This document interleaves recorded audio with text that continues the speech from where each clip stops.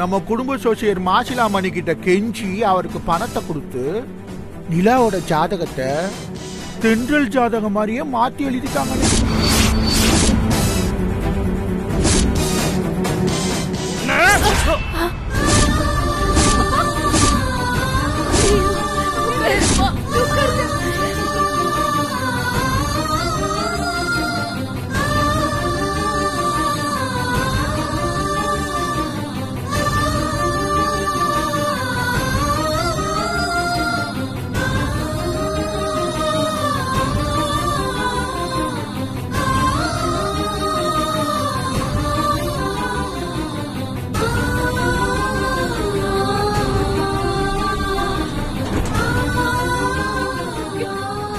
பாத்து அம்மா ஆட்டோ கூப்பிடுங்கம்மா. நில்லுங்க.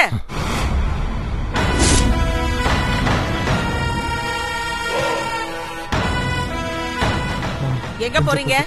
என்ன கேள்வி இது? அப்பாக்கு மறுபடியும் ஹார்ட் அட்டாக் வந்திருக்கு. அவரை ஹாஸ்பிடல் கூட்டிட்டு போயிட்டு இருக்கோம். ஹாஸ்பிடலுக்கெல்லாம் போக தேவையில்லை. டாக்டர் இங்கேயே வர சொல்லியிருக்கேன். அவரு ஹார்ட் ஸ்பெஷலிஸ்ட். அது மட்டும் இல்ல, அவர் கூட மெடிக்கல் டீமும் இங்க வராங்க. ட்ரீட்மெண்ட்டுக்கு மேலேயே ஒரு ரூமை ரெடி பண்ண சொல்லியிருக்கேன். இங்கேயே ட்ரீட்மெண்ட் பண்ணிக்கலாம். கல்யாணம் முடியிற வரைக்கும் இங்கேயே இருந்து உங்க அப்பாவை பத்திரமா பாத்துப்பாங்க. போதுமா? என்ன போதுமா? டாக்டர் வர வரைக்கும் எங்க அப்பாவை எப்படி வச்சிருக்க முடியும்? வந்துட்டாங்க பெருசா பேசுறதுக்கு. சித்து வா, நம்ம போலாம். வா. தென்றல் நில்ல. அம்மா தான் இவ்வளவு தூரம் சொல்றாங்கல்ல, டாக்டர் வந்துகிட்டு இருக்காருன்னு கொஞ்ச நேரம் வெயிட் பண்ணலாண்டி. மா, என்னம்மா நீயும் இவங்களோட சேர்ந்துக்கிட்டு அப்பா உயிரோட விளையாடிட்டு இருக்க? நாங்க கிளம்புறோம். சொன்ன கேளு தென்றல். இருங்க, என்னமாச்சு? யாருமா பேஷண்ட்? இவர்தான் டாக்டர். அப்படியா? உட்கார வைங்க. உட்கார வை சித்து. மெதுவா.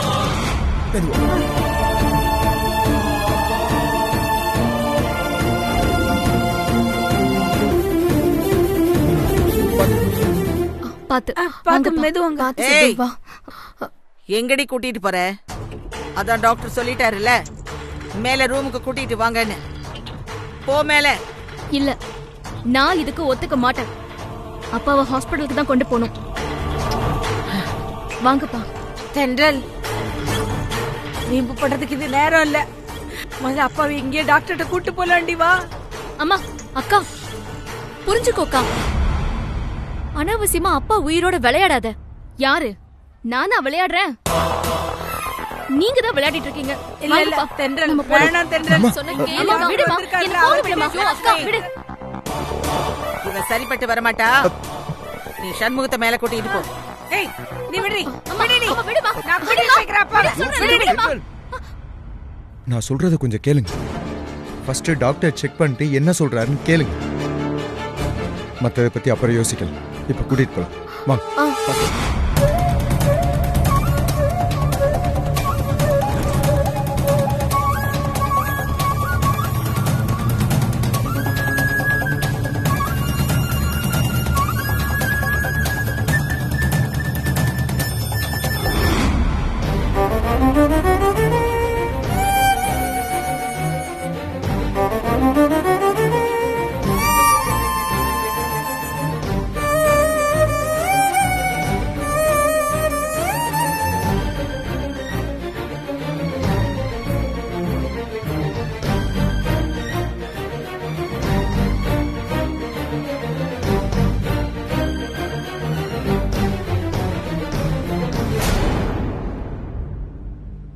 டாக்டர். மேடம், இப்போதைக்கு சேஃப் தான் மேடம்.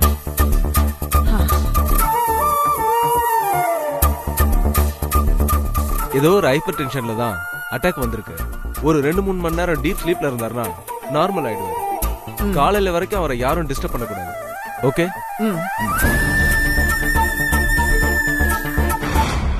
ஏய், நீ தான் இந்த கல்யாணத்துல பிரச்சனையை உண்டு பண்றதுக்காக உன் அப்பங்கிட்ட எதையோ சொல்லி அவருக்கு ஹார்ட் அட்டாக் வர வச்சியா? நீ என்னதான் சதி வேலை பண்ணாலும் இந்த கல்யாணம் நடந்தே தீரும். தேவையில்லாத குழப்பத்தை உண்டு பண்ணாம ஒழுங்கா இரு சொல்லிட்டேன்.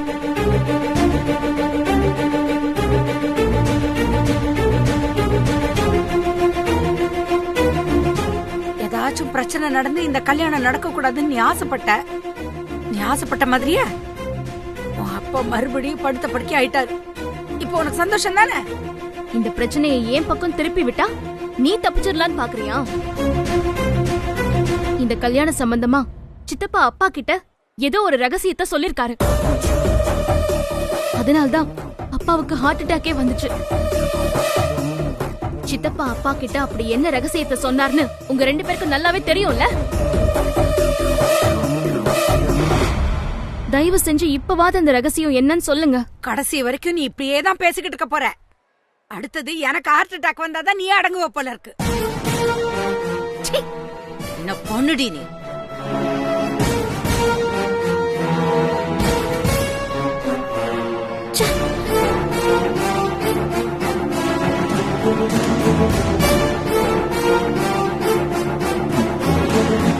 கவலைப்படாத தென்றல்.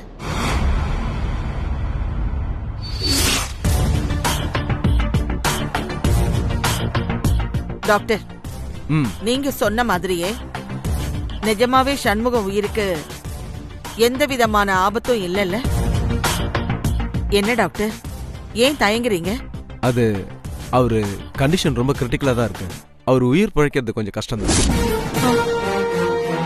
எப்ப வேணா உயிர் போக வாய்ப்பு இருக்கு. இல்ல இல்ல, அப்படியெல்லாம் எதுவும் நடந்துடக்கூடாது. தேவைப்பட்டா இன்னும் ஹாஸ்பிட்டல் எக்யூப்மெண்ட்ஸ் எவ்வளவு வேணும்னாலும் வர வச்சுக்குங்க. ஆனா இந்த கல்யாணம் முடிகிற வரைக்குமாவது சண்முகம் உயிரோட இருக்கணும். என்னால முடிஞ்ச வரைக்கும் நான் ட்ரை பண்றேன் மேடம். என்னையும் மீறி கல்யாணத்துக்கு முன்னாடி அவர் உயிர் போச்சுன்னா என்ன பண்றது மேடம்? உண்மையிலேயே நீங்க சொல்ற மாதிரி கல்யாணத்துக்கு முன்னாடி அவருக்கு ஏதாவது ஆயிட்டா அவசரப்பட்டு யார்கிட்டயும் எதையும் தெரியப்படுத்திடாதீங்க. அவர் மயக்கத்துல இருக்கிறாருன்னு சொல்லி கல்யாணம் முடியிற வரைக்கும் சமாளிங்க. எனக்கு இந்த கல்யாணம் நடந்தே தீரணும். புரியுதா? Okay madam.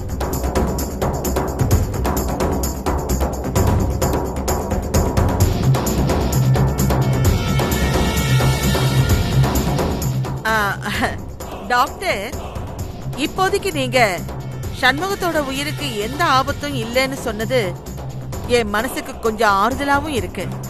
இருந்தாலும் நீங்க அவரை ரொம்ப கவனமா பாத்துக்கங்க. அவர் என் குடும்பத்துக்கு சம்மந்தியாக போறவர். அதுக்காகவாவது அவர் இன்னும் பல வருஷம் நல்லா இருக்கணும். அவரோட உயிருக்கு சின்ன ஆபத்து கூட வராம பத்திரமா பாத்துக்கங்க. அதுக்கு எத்தனை லட்சம் செலவானாலும் பரவாயில்ல, நான் கொடுக்கறேன். காலையில என் பேரை சண்முகம் பொண்ணு கழுத்துல தாலி கட்டும் போது சண்முகம் சந்தோஷமா அவங்கள அட்சதை போட்டு வாழ்த்த எந்திரிச்சு நிக்கணும். சரியா? ஆ.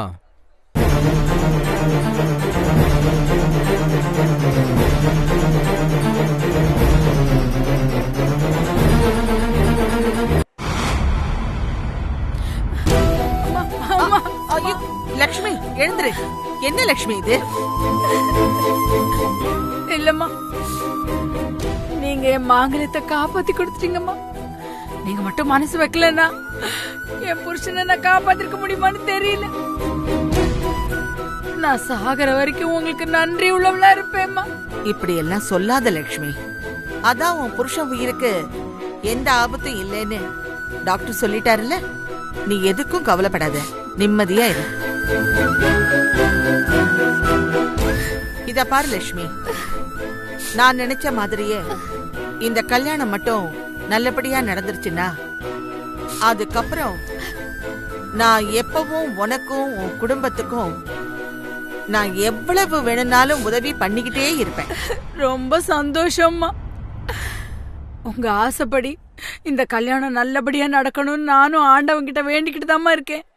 எனக்கு அந்த சாரதாவையும் தென்றலையும் நினைக்கும் போதுதான் கொஞ்சம் பதட்டமாவே இருக்கு லட்சுமி. இந்த கல்யாணத்துல ஏதாவது குழப்பம் உண்டாக்கணும் தான் பாத்துக்கிட்டே இருப்பாங்க. அதனால நீ இந்த கல்யாணம் முடியற வரைக்கும் அவங்கள வாட்ச் பண்ணிக்கிட்டே இரு லக்ஷ்மி. சரிங்கம்மா. என்ன மீறி அவங்க இந்த கல்யாணத்துல எந்த குழப்பத்தையும் உண்டு பண்ண முடியாதுமா. நான் பாத்துக்கிறேம்மா. நீங்க தைரியமா இருங்கம்மா. சரி லக்ஷ்மி.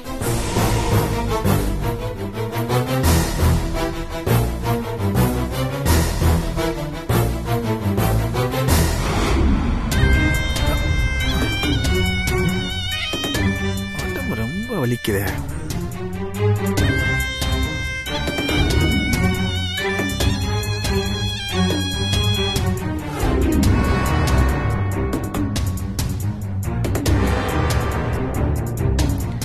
ஐயோ, என்னடா அது?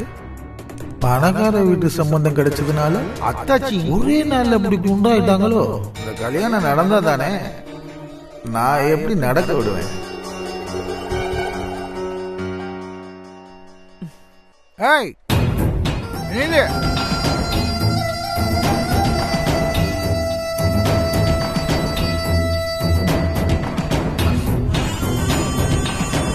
ஐயோ, இவன் எங்க இங்க? இப்ப எதுக்கு இங்க வந்தான்னு தெரியலையே. ஏற்கனவே அவர்கிட்ட ரகசியத்தை சொல்லி அவரை படுத்த படுக்கையாக்கிட்டான். இப்ப இந்த அம்மா கிட்ட ரகசியத்தை சொல்லி நம்மளையும் படுத்த படுக்கையாக்கிடுவான் போல இருக்கே. ஏய், உனக்கு எவ்வளவு தைரியம் இருந்தா என்கிட்டே உன் ஆட்டத்தை காட்டுவேன்.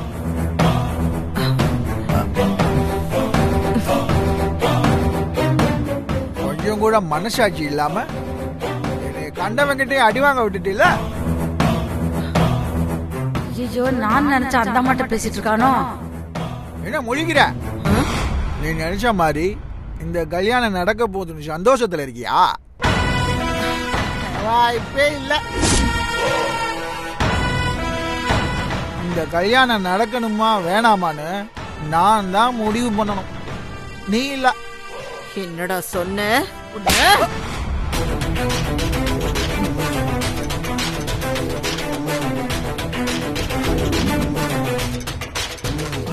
அம்மா, நீங்களா? நான் அப்பவே நினைச்சேம்மா என் அத்தாச்சி இவ்வளவு குண்டா இருக்க மாட்டாங்களேன்னு. அப்போ நான் குண்டா இருக்கேனா? அம்மா, என்ன அடிக்காதீங்கம்மா. நான் குடிக்கிறவளா இல்லம்மா. எவனா ஒருத்தன் கூல் ட்ரிங்க்ஸ் சொல்லி என்னை ஏமாத்திட்டாமா. குடுத்தனா ஒண்ணு. இதெல்லாம் இருக்கட்டும். இப்போ என்ன உன் அத்தாச்சின்னு நினைச்சு ஏதோ சொல்லிக்கிட்டு இருந்தியே, என்னடா அது? சொல்றா. நீ நினைச்சாதான் இந்த கல்யாணம் நடக்கும்னு சொன்னேல்ல, எதுக்காக அப்படி சொன்ன? அம்மா, அது வந்து எங்க அத்தாச்சி குடும்ப சோசியரை பார்த்து அம்மா, அது. தம்பி. ஓ, அத்தாச்சி இங்க இருக்காங்களா? அத்தாச்சி, என்னதான் இருந்தாலும் நீங்க செஞ்சது தப்பா அத்தாச்சி. நான் இத அம்மா கிட்ட சொல்லியே ஆகணும். டேய், என்னடா அது? சொல்லு. அது வந்துமா தம்பி, அம்மா எவ்வளவு பெரிய மனுஷி. அவங்க முன்னாடி இப்படி குடிச்சிட்டு வந்தா நிப்பீங்க? போங்க இங்க இருந்து, போங்க. லக்ஷ்மி, அவன் ஏதோ சொல்ல வரான், என்னன்னு கேக்கலாம். அம்மா, நீங்க இவனுக்கு பணம் கொடுத்து என்ன வேவு பார்க்க சொன்னீங்கல்ல, அன்னையில இருந்து இன்னி வரைக்கும் என்ன பத்தி உங்ககிட்ட இல்லாதையும் பொல்லாதையும் சொல்லி உங்களை ஏமாத்தி பணம் வாங்கறதுக்காக தான் முயற்சி பண்ணிட்டே இருக்கான். இது புரியாம நீங்க இவங்கிட்ட எல்லாம் நின்னு பேசிட்டு இருக்கீங்களேம்மா. ஐயோ, இவன் சொல்றது எதையும் நம்பாதீங்கம்மா. தம்பி, கல்யாண வீட்டுல இப்படிதான் வந்து குடிச்சிட்டு வந்து கலாட்டம் பண்ணுவீங்களா? வாங்க, போய் ஏதாவது ரூம்ல போய் படுத்துங்க, காலையில பேசிக்கலாம். வாங்க வாங்க. அத்தாச்சி, நீங்க செஞ்சது மன்னிக்க முடியாத தப்பா அத்தாச்சி. தம்பி வாங்க. நான் இத சொல்லி ஆகணும். என்ன விடுங்க அத்தாச்சி. லக்ஷ்மி,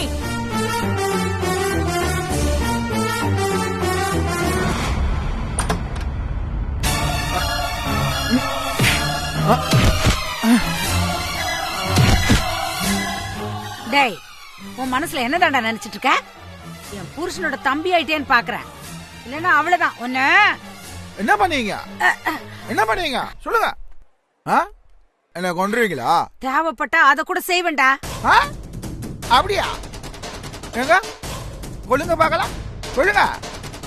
என்ன தைரியம் இருந்தா ஆத்தாலும் மகளுமா சேர்ந்து என்ன லாகப்ல உட்கார வச்சது மட்டும் இல்லாம கொலை வேற செய்வீங்களா? நான் இப்பவே ஆண்டாளம்மா கிட்ட போய் எல்லா உண்மையும் சொல்ல போறேன். நாருங்க போடா. ஐயோ சாமி, ஏற்கனவே நீ உண்மைய சொல்லி என் புருஷன் இப்ப படுத்த படுக்கையா கிடக்குறாரு. இத பாரு, இதோட நிறுத்திக்க. தயவு செஞ்சு இதுக்கு மேல இந்த கல்யாணத்துல எந்த குழப்பத்தையும் உண்டு பண்ணாத. உன்னை கையெடுத்து கும்பிட்டு கேட்டுக்கிறேன், என் பொண்ணு கல்யாணம் நல்லபடியா நடக்கணும் வீரபாகு. அது எப்படி நடக்கும்? நான் நடக்க விட்டுவேனா? இப்பவே ஆண்டாளம்மா கிட்ட உங்க திருட்டுத்தனத்தை எல்லாம் காட்டி கொடுக்க போறேன். வேணாம் சொல்லிடாத. சொல்லிடுவியா நீ? அவருங்க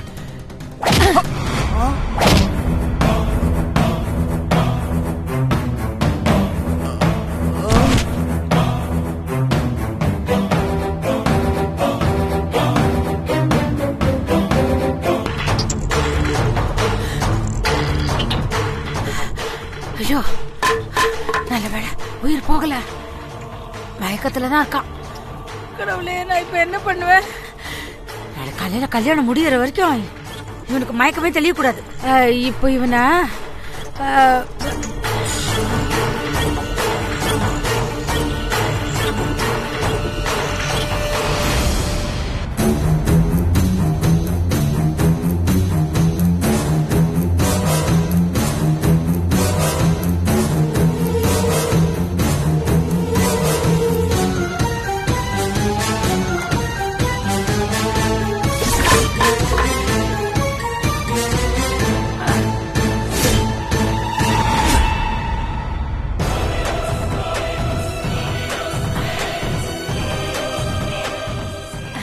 என்ன சிறுத்த இங்க நிக்கிற?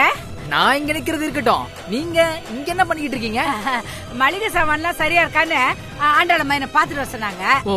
அதான் வந்து பாத்துட்டு இப்ப கிளம்புறேன்.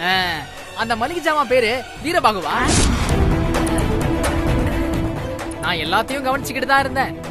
சொந்த கொழுந்தன்னு கூட பார்க்காம அந்த ஆளை மண்டையில அடிச்சு மயக்கமாக்குற அளவுக்கு உங்க கொழுந்தங்கிட்ட அப்படி என்ன இந்த கல்யாண சம்பந்தமா ரகசியம் இருக்கு? சொல்லுங்க, என்ன ரகசியம் அது? ஐயோ, சொல்ல போறீங்களா இல்லையா? ரகசியம் எல்லாம் எதுவும் இல்லடா தம்பி. இது பாரு, ஒரு குடிகாரன் குடிச்சிட்டு வந்து கல்யாணத்தை நிறுத்திடுவேன்னு போதையில என்ன ரொம்ப டென்ஷன் ஏத்தி விட்டான். நானும் எவ்வளவோ சமாதானமா சொல்லி பார்த்தேன், கேட்கவே இல்ல. அதான் வேற வழி இல்லாம இங்க ஒரு சின்ன குச்சி கிடந்துச்சா, அதால லேசா ஒரு தட்டு தட்டினேன், மயக்கமாயிட்டான். காலையில தெளிஞ்சிடும். நீ வா, நம்ம போலாம். முடியாது, அந்த ரகசியம் தெரியாம இப்ப நான் வரவே மாட்டேன். நகருக்கு அந்த பக்கம். நான் சொல்றேன், ரகசியம் நீ போ. அத நான் பாத்துக்கிறேன், நான் பாத்துக்கிறேன். நீ சொல்ற பேச்சு கேளு. சும்மா இருங்க, பேசாதீங்க. எந்த ரகசியம் அதெல்லாம் நான் பாத்துக்கிறேன். அடிச்சு வைக்கிறதுக்கு வேற இடமே உங்களுக்கு கிடைக்கல. திருத்த வீரபாகு, வீரபாகு, எந்திரியா, எந்திரியா. வழி இல்ல. வீரபாகு, யோ வீணா போன வீரபாகு, எந்திரியா, எந்திரியா.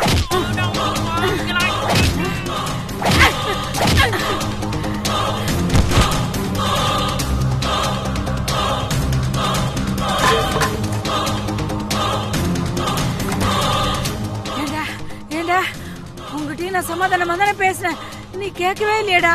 அதனால தாண்டா உன்னை இந்த சின்ன குச்சியால அடிக்க வேண்டியதா போயிருச்சு. டேய், நாளை காலையில வரைக்கும் இங்கேயே கடங்கடா, உங்களுக்கு மயக்கமே தெரியக்கூடாது.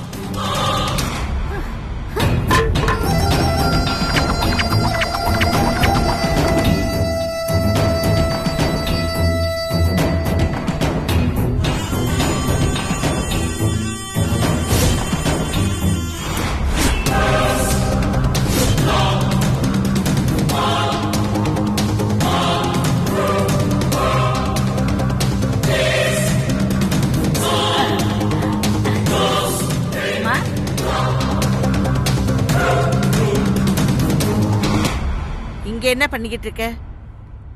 ஆமா, எதுக்கு இந்த ரூம போட்ட? அம்மா இந்த கல்யாண மளிகை சாமான்லாம் அப்படியே ஒரு மாதிரி ஆடா குடமா கடந்துச்சு. அதான் சரி பண்ணேன்.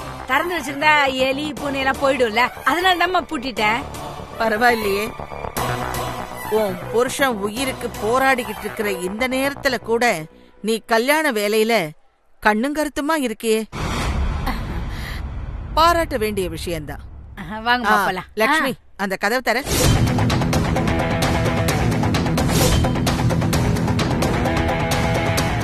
எதுக்குமா? சமையல் மாஸ்டரு ஜல்லிக்கரண்டிய காணோன்னு தேடிக்கிட்டு இருந்தாரு.